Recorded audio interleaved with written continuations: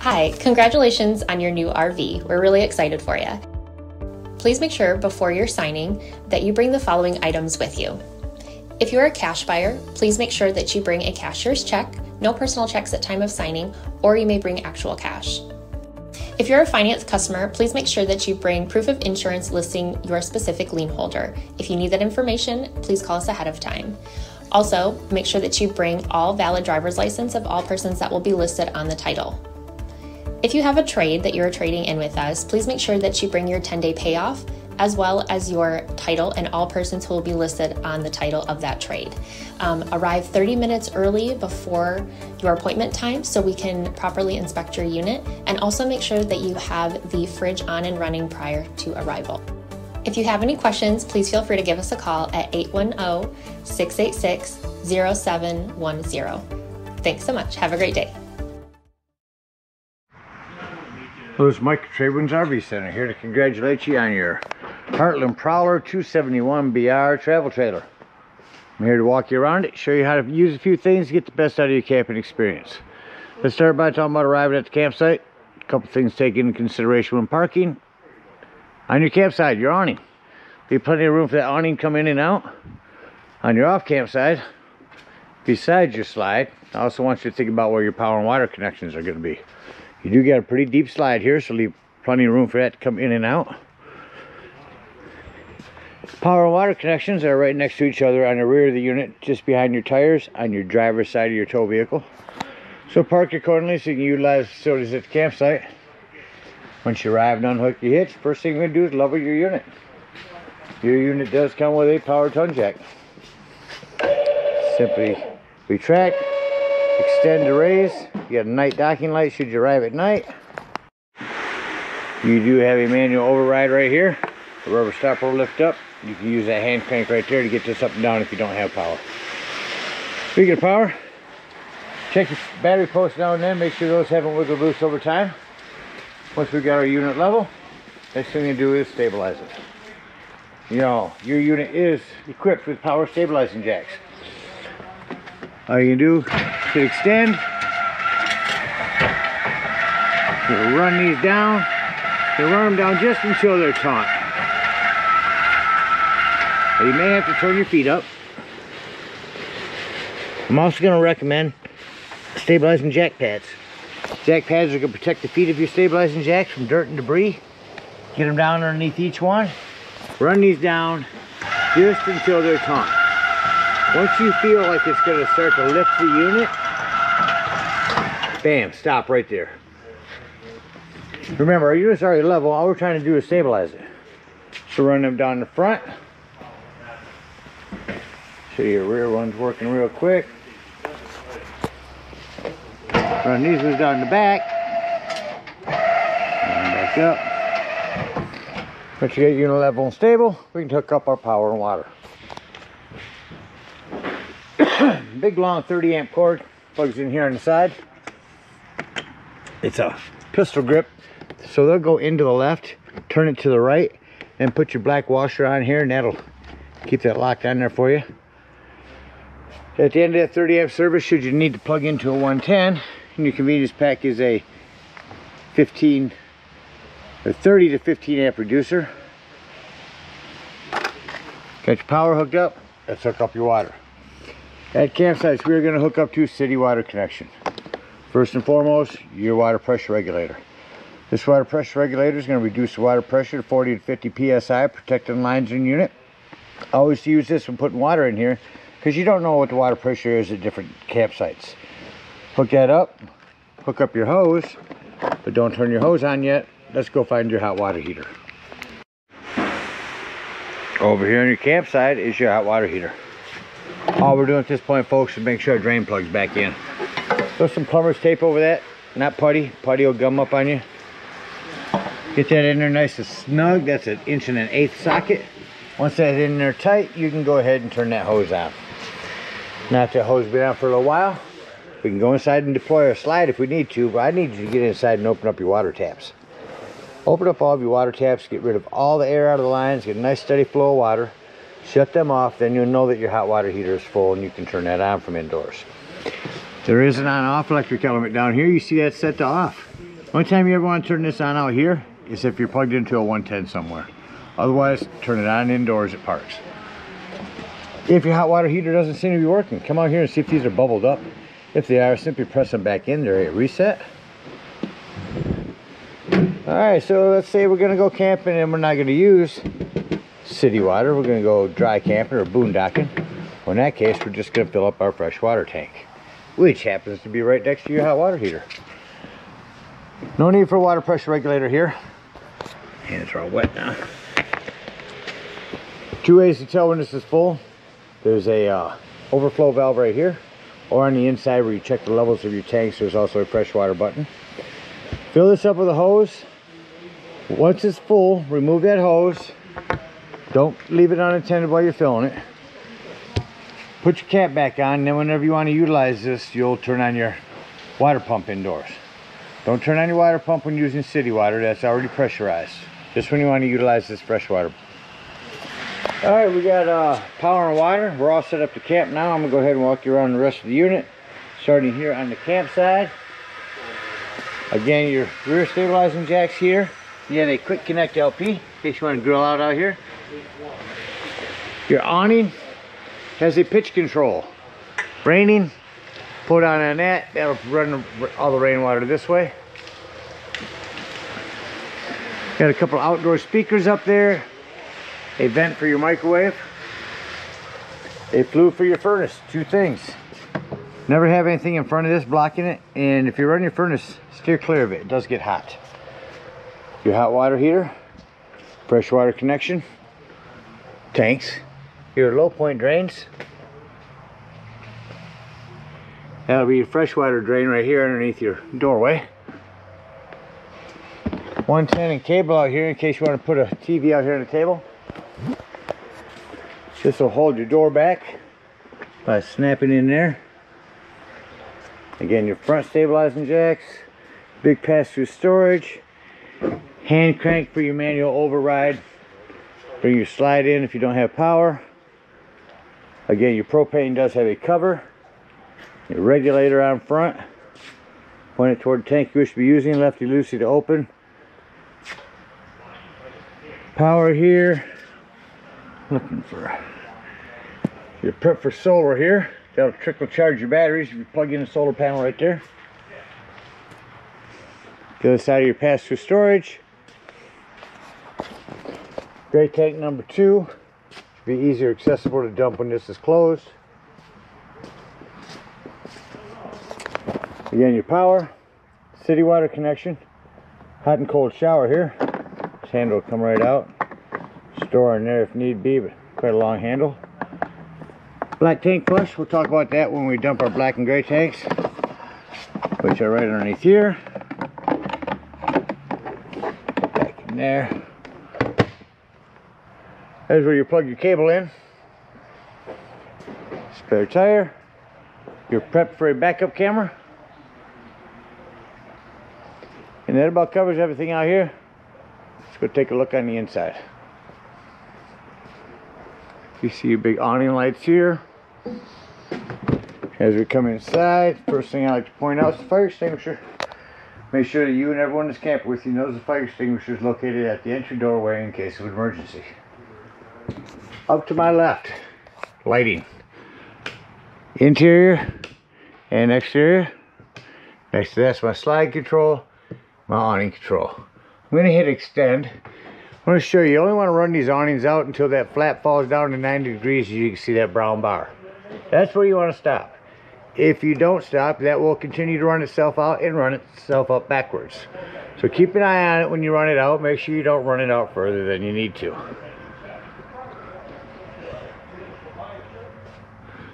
As I bring this in, over here is an internet upgrade that you can get. You can scan this to get an owner's manual from Heartland.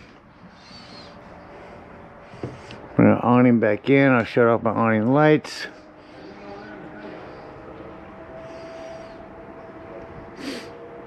Close my door here and finish the tour. Slam locks actually work best when gently slammed. Alright, you're all prepped for TV here. You got a backer here, cable 110. If you hook TV up, make sure that green light right there is on before you run your digital channel scan. That'll help you pick up more channels. Sound system. That's the top here. That's where I turn it on at. There it goes. So we got a couple different zones on this. Looks like all of our presets here: USB, auxiliary, headphone, and HDMI jacks underneath here. Go through our selection. Dual zoned, zone 1 and 2. That's indoors and out.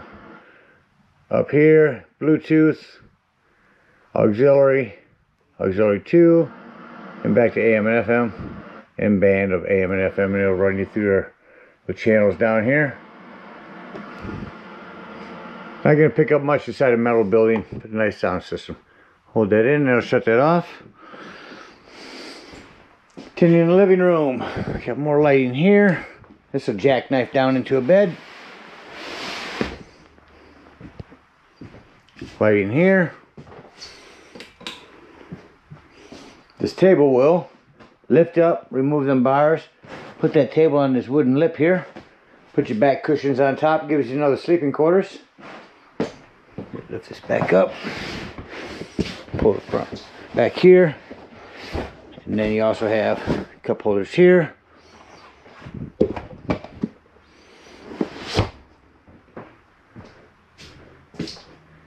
In the hallway here is your access panel to your breaker box and fuses. Ton of 15s in there, a couple 40s. Highly recommend you have a handful of those with you when you go camping. Brings us back to our bathroom. Turn on my lighting here. The one on the right is a fan. You have the hand crank open the exhaust vent here. 110 with GFCI reset and a control panel. That'll show our brand new battery.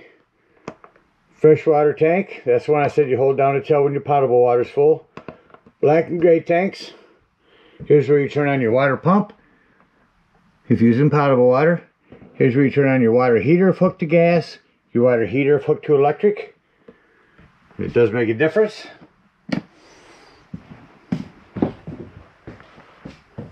In the hallway here, we have our thermostat. On the floor, here's your carbon monoxide detector. Coming up here to your thermostat, run through here and turn your air on real quick.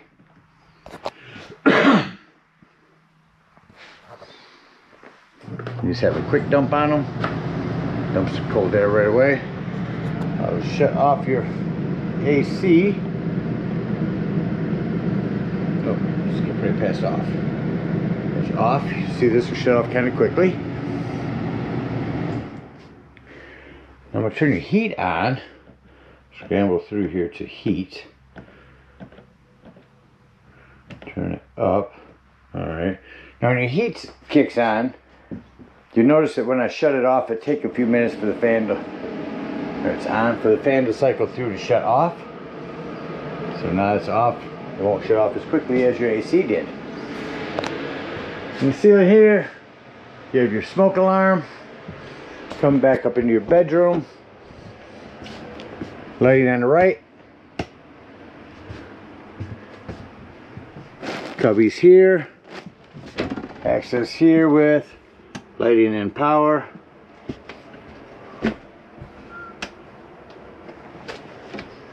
One touch lighting above the bed as well. Emergency exit window. Storage up underneath the bed.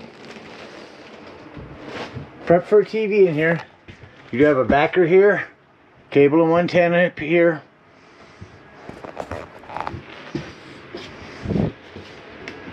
And that about covers everything on the inside. Oh, I've yet to make it through the kitchen. Start at the top of the North Cold fridge. Hold that on, turn that on. So whatever's white is what we're controlling here. For example, here is your freezer. Keep that on 5. Fridge, 4 or 3. This Just a night mode telling it, hey, I'm not going to be opening and close you as much. Please save me some power, and it does so. Self-explanatory microwave. Kitchen top does have a light and a fan. You hear the heat just now shut off. This glass top makes an excellent backsplash. So if you turn this to light, hit your spark. You have to hold that in at the same time, and I think your gas has to be on. But yeah, turn this to light. Same thing on the oven. No pilot light on these anymore. Turn this over to light. On here to on. That will then hit this spark. That will light it. No need for a pilot on this one anymore. And lastly, our bunk room. Cable 110 here. Individual lighting. Oop, there it is. Our lighting here. Ladder for the top bunk. Bottom bunks, as you see, both sides will fold up. Snap against the wall down on the other end. Giving you a big garage area. Another light up there on top of the bunk.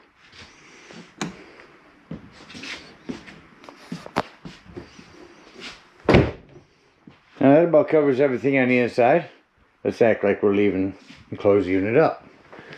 I like to go through and shut off what I know ahead of time are individual lights. Both of those are done. Our bedroom's done. Go to my main control panel. Shut that off, and now I can look around and see if I had any more individual lighting, and I do. The one over the kitchenette here. Shut that off. Come back, turn on my lights from inside, and say doors and drawers. Walk through the unit, make sure all doors and drawers are closed. Nothing's going to impede your slides from coming in. Slide in. See the importance of having these closed. We don't want to be ripping doors off just because we're closing our unit.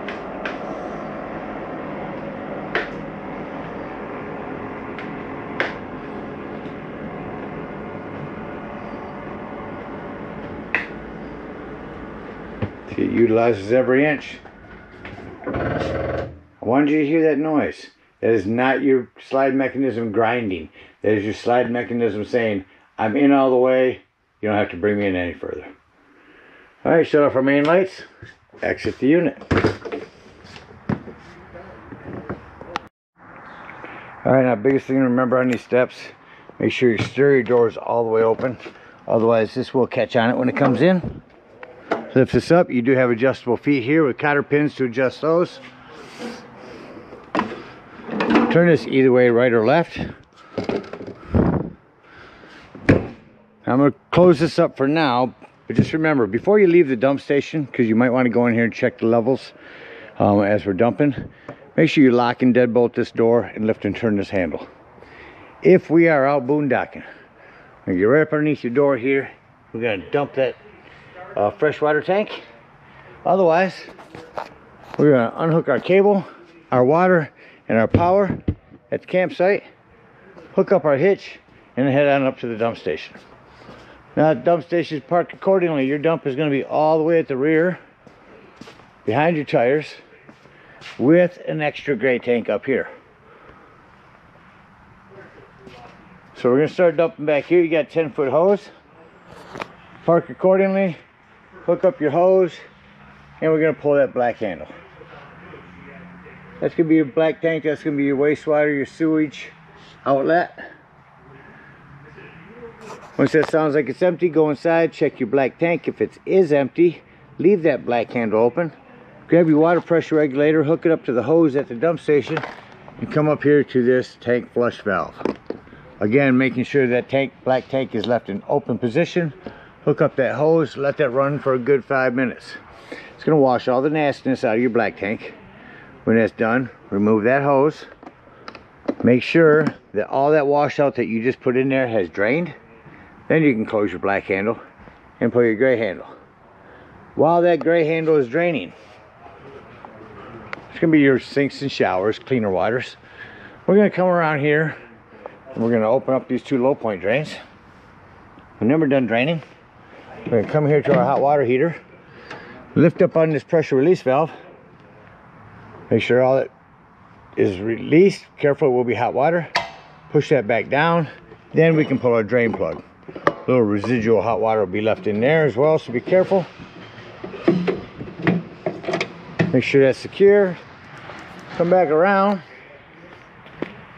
Make sure all that gray tank has drained.